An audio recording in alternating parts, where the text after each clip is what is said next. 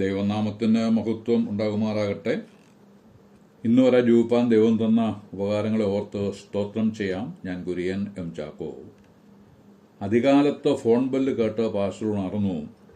Phone എടുത്തപ്പോൾ അപ്പുറത്ത് Mercy സഹോദരിയുടെ കരച്ചിലോട് കൂടിയ സംസാരം. ജോസേട്ടൻ പോയി പാസ്റ്ററെ, ഇന്നലെ അത്താഴവും കഴിഞ്ഞ് കിടന്നതാ. രാത്രി ഒരു നെഞ്ചുവേദന ഉണ്ടായി. ആശുപത്രി എത്തുന്നതിന് മുമ്പ് ആള് പോയി. ഉച്ചയ്ക്ക് ശേഷമാണ് സംസ്കാര ശുശ്രൂഷ. പാസ്റ്റർ വരണം എന്ന് പറഞ്ഞ് സഹോദരി ഫോൺ വച്ചു. മേഴ്സി സഹോദരി പറഞ്ഞതനുസരിച്ച് പാസ്റ്റർ ആ വീട്ടിൽ ചെന്നു. ജോസേട്ടൻ മാനസാന്തരപ്പെടാത്ത ആളായതിനാൽ ആ കൂട്ടരുടെ ചുമതലയിലാണ് ശുശ്രൂഷകൾ നിർവഹിക്കുന്നത്. എങ്കിലും അടുത്ത സഭാ ശുശ്രൂഷകൻ എന്ന നിലയിലും വീട്ടുകാരി ആയ മേഴ്സി സഹോദരി പാസ്റ്റർ ഉൾപ്പെട്ട സഭയിലെ അംഗമായിരുന്നതിനാലും അനുസ്മരണത്തിന് അവസരം ലഭിച്ചു. പാസ്റ്റർ നന്ദിയോടെ സമയം വിനിയോഗിച്ചു. ജോസേട്ടനെ ഏറെ നാളായി പരിചയമുണ്ട്. കാണുമ്പോഴൊക്കെയും കർത്താവായ യേശുക്രിസ്തുവിലൂടെയുള്ള രക്ഷാമാർഗത്തെക്കുറിച്ച് സംസാരിക്കാറുമുണ്ടായിരുന്നു. ഇങ്ങനെ പോയാൽ പോരാ, മാനസാന്തരപ്പെട്ട് സഭയിൽ കടന്നു വരണം എന്ന് പറയുമ്പോൾ ജോസേട്ടൻ പറയും, ഞാനൊന്ന് നേരെ ആയിക്കോട്ടെ പാസ്റ്ററെ എന്ന്. കഴിഞ്ഞ ആഴ്ച കണ്ടപ്പോഴും ഞാൻ സുവിശേഷ സത്യങ്ങൾ ഓർപ്പിച്ചു. അപ്പോഴും അദ്ദേഹം പറഞ്ഞു, ഞാനൊന്ന് നേരെ ആയിക്കോട്ടെ എന്ന്. ഇത്ര വേഗം ഇത്രയും നേരെയാകുമെന്ന് ഞാൻ വിചാരിച്ചില്ല. ഇത് പറഞ്ഞപ്പോൾ ആളുകൾ തമ്മിൽ നോക്കി. പാസ്റ്റർ തുടർന്നു, ഇപ്പോൾ നാം എല്ലാവരും ഇവിടെ നിൽക്കുന്നു. നാളത്തെ പുലരിയിൽ ഞാൻ നിങ്ങളും നേരെ കിടക്കില്ല എന്ന് എന്താണ് ഉറപ്പ്? ഇപ്പോഴാകുന്നു സുപ്രസാദകാലം, ഇപ്പോഴാകുന്നു രക്ഷാദിവസം എന്ന് പറഞ്ഞ് പാസ്റ്റർ വാക്കുകൾ ഉപസംഹരിച്ചു. പരിശുദ്ധാത്മാവിനെതിരെയുള്ള ക്ഷമിക്കപ്പെടാത്ത പാപത്തെക്കുറിച്ച് മത്തായി സുവിശേഷം 12:22 മുതൽ 32 വരെ വായിക്കുന്നു. അനന്തരം ചിലർ കുരുടനും ഊമനുമായ ഒരു ഭൂതഗ്രസ്തനെ അവന്റെ അടുക്കൽ കൊണ്ടുവന്നു. ഊമൻ സംസാരിക്കുകയും കാണുകയും ചെയ്യുവാൻ തക്കവണ്ണം യേശു കർത്താവ് അവനെ സൗഖ്യമാക്കി. പുരുഷാരമൊക്കെയും വിസ്മയിച്ചു. ഇവൻ ദാവീദ് പുത്രൻ തന്നെയോ എന്ന് പറഞ്ഞു. അത് കേട്ടിട്ട് പരീശന്മാർ, ഇവൻ ഭൂതങ്ങളുടെ തലവനായ ബെൽസെബൂലിനെ കൊണ്ടാകുന്നു ഭൂതങ്ങളെ പുറത്താക്കുന്നത് എന്ന് പറഞ്ഞു. അവൻ അവരുടെ നിരൂപണം അറിഞ്ഞ് അവരോട് പറഞ്ഞത്, ഒരു രാജ്യം തന്നിൽ തന്നെ ഛിദ്രിച്ചുവെങ്കിൽ നിലനിൽക്കുകയില്ല. സാത്താൻ സാത്താനെ പുറത്താക്കുന്നുവെങ്കിൽ അവൻ അവനിൽ തന്നെ ഛിദ്രിച്ചു പോയല്ലോ. പിന്നെ അവന്റെ രാജ്യം എങ്ങനെ നിലനിൽക്കും?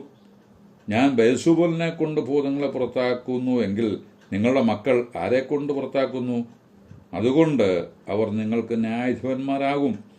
ദൈവാത്മാവിനാൽ ഞാൻ ഭൂതങ്ങളെ പുറത്താക്കുന്നുവെങ്കിലോ ദൈവരാജ്യം നിങ്ങളുടെ അടുക്കൽ എത്തിയിരിക്കുന്നു. സ്പഷ്ടം. ബലവാനെ പിടിച്ചു കെട്ടിയിട്ടില്ല എങ്കിൽ ബലവാന്റെ വീട്ടിൽ കിടന്ന് അവന്റെ കോപ്പുകൾ കവർന്നെടുക്കുവാൻ ആർക്കും കഴിയുകയില്ല. പിടിച്ചു കെട്ടിയാലോ അവന്റെ വീട് കവർച്ച ചെയ്യാം. എനിക്ക് അനുകൂലം അല്ലാത്തവൻ എനിക്ക് പ്രതികൂലമാകുന്നു, എന്നോടുകൂടെ ചേർക്കാത്തവൻ ചിതറിക്കുന്നു. അതുകൊണ്ട് ഞാൻ നിങ്ങളോട് പറയുന്നത്, സകല പാപവും ദൂഷണവും ക്ഷമിക്കും, ആത്മാവിന് നേരെയുള്ള ദൂഷണമോ ക്ഷമിക്കുകയില്ല. ആരെങ്കിലും മനുഷ്യപുത്രന് നേരെ ഒരു വാക്ക് പറഞ്ഞാൽ അത് അവനോട് ക്ഷമിക്കും.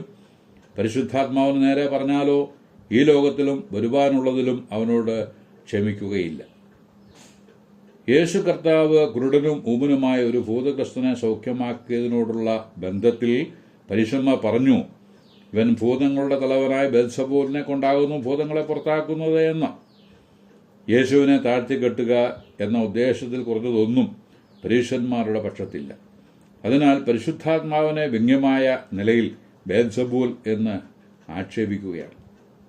ഈ സന്ദർഭത്തിലാണ് യേശു കർത്താവ് പറഞ്ഞത്, പരിശുദ്ധാത്മാവിന് നേരെയുള്ള ദൂഷണം ഒരു നാളും ക്ഷമിക്കുകയില്ല എന്ന്.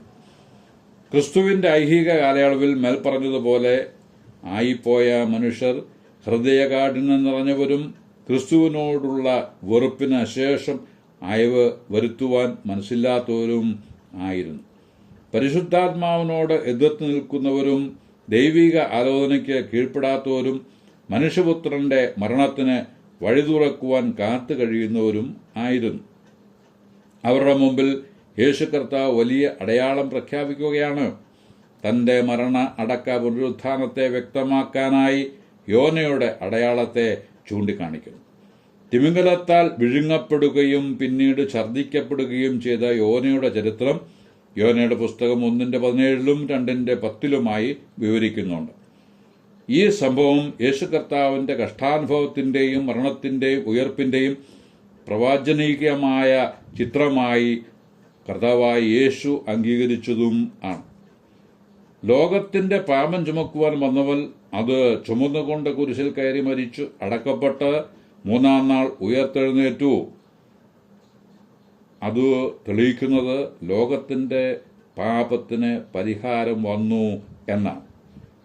ആര് വിശ്വസിച്ചാലും ഇല്ലെങ്കിലും അത് സത്യമാണ്. എന്നാൽ പാപമോചനം ലഭിക്കുന്നത് വിശ്വസിക്കുന്നവർക്ക് മാത്രമാണ്. പുത്രനിൽ വിശ്വസിക്കുന്നവന് നിത്യജീവനുണ്ട്. അവനെ അനുസരിക്കാത്തവനോ ജീവനെ കാണുകയില്ല. ദൈവക്രോധം അവന്റെ മേൽ വസിക്കുന്നതേയുള്ളൂ എന്ന് യോഹന്നാന്റെ സുവിശേഷം 3-ാം അധ്യായത്തിന്റെ 36-ാം വാക്യത്തിൽ വ്യക്തമാക്കപ്പെട്ടിരിക്കുന്നു.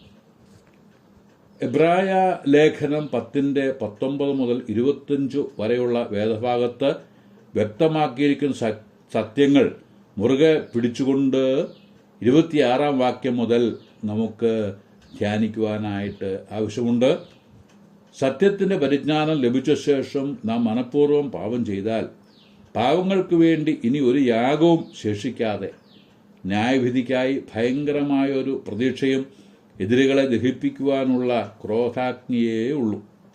29-ാം വാക്യത്തിൽ ദൈവപുത്രനെ ചവിട്ടിക്കളയുകയും തന്നെ ശുദ്ധീകരിച്ച നിയമരക്തത്തെ മലിനം എന്ന് നിരൂപിക്കുകയും കൃപയുടെ ആത്മാവിനെ നിന്ദിക്കുകയും ചെയ്തവൻ എത്ര കഠിനമേറിയ ശിക്ഷയ്ക്ക് പാത്രമാകും എന്ന് വിചാരിപ്പിൻ. തങ്ങൾ വിശ്വാസികളായി തീർന്നവരാണ് എന്ന അടിസ്ഥാനത്തിൽ പ്രാദേശിക സഭയുമായി ബന്ധം സ്ഥാപിക്കുകയും പിന്നീട് ക്രിസ്തുവിനെ വിട്ട് അകലുകയും ചെയ്തവർ വാസ്തവമായി രക്ഷിക്കപ്പെട്ടവരല്ല. അങ്ങനെ ആയിരിക്കാൻ സാധ്യവുമല്ലല്ലോ. യൂദാസ് കരിയാത്തായും സുവിശേഷം കേട്ടവനാണ്, രക്ഷാമാർഗം അറിയുന്നവനുമാണ്. അത് അംഗീകരിച്ചു എന്ന് നടിക്കുകയും സാക്ഷ്യം പറയുകയും ചെയ്തവനുമാണ്. എന്നാൽ വെള്ളിക്കാശിന്റെ തിളക്കത്തിലും കിലുക്കത്തിലും മയങ്ങി മനഃപൂർവ്വമായി പാപം ചെയ്തു. ആ വ്യക്തി ദൈവപുത്രനെ ചവിട്ടിക്കളഞ്ഞു, യേശുവിന്റെ അനുയായി എന്ന് നടിച്ചു, ക്രിസ്തുവുമായി ബന്ധമൊന്നുമില്ല എന്ന് പ്രവൃത്തിയാൽ തെളിയിച്ചു, കർത്തൃത്വം അംഗീകരിച്ചതുമില്ല. തന്നെ ശുദ്ധീകരിച്ച ഉടമ്പടിയുടെ രക്തത്തെ ഏതുമില്ല എന്ന് എണ്ണി പുതിയ നിയമ ഉടമ്പടി ഉറപ്പിച്ച ക്രിസ്തുവിന്റെ രക്തത്തെ അന്യ രക്തങ്ങളോട് ചേർത്ത് ചിന്തിച്ചു, ബാഹ്യമായതിൽ മാത്രം ആശ്രയിച്ചു. ആ വ്യക്തി കൃപയുടെ ആത്മാവിനെ നിന്ദിച്ചു. സദ്വാർത്ത സംബന്ധിച്ച് ദൈവത്തിന്റെ പരിശുദ്ധാത്മാവ് അവന് പ്രകാശം നൽകിയതാ. അവനിൽ പാപബോധം വരുത്തുവാൻ ശ്രമിച്ചു. രക്ഷിതാവായ യേശു ക്രിസ്തുവിലേക്ക് വിരൽ ചൂണ്ടി പല ആവർത്തി രക്ഷയിലേക്ക് കടക്കുവാൻ അവനെ ഉത്സാഹിപ്പിച്ചു. ഇതെല്ലാം ചെയ്ത് പരിശുദ്ധാത്മാവ് ആണ്. എന്നാൽ കൃപാലുവായ പരിശുദ്ധാത്മാവിനെ അവിടുന്ന് ചൂണ്ടിക്കാണിച്ച രക്ഷയെ അധിക്ഷേപിച്ചു കളഞ്ഞു. ദൈവത്തിനെ മനഃപൂർവ്വം നിരാകരിച്ചത് പാപമാണ്. അത് കൃപയോടുകൂടി പലവട്ട ഓർപ്പിച്ചിട്ടും കേട്ടില്ല എന്ന് നടിച്ചതും പുറങ്കാലിന് തട്ടിയതും പരിശുദ്ധാത്മാവിന് എതിരെയുള്ള പാപമാണ്. അത് ക്ഷമിക്കപ്പെടുകയില്ല. മേൽപ്പടി സംഭവങ്ങൾ നമ്മുടെ ജീവിതത്തിൽ വരാതെ നമ്മെ ബുദ്ധി ഉപദേശിച്ച് നടത്തുന്ന പരിശുദ്ധാത്മാവിനോട് നന്ദി പറയാം. തുടർന്നുള്ള കാര്യങ്ങൾ അടുത്ത പാഠത്തിൽ ചിന്തിക്കാം എന്ന് കർത്താവിൽ ആശ്രയിച്ച് വാക്കുകൾക്ക് പൂർണ്ണവിരാമം കുറിക്കുന്നു. ദൈവനാമം മഹത്വപ്പെടുമാറാകട്ടെ.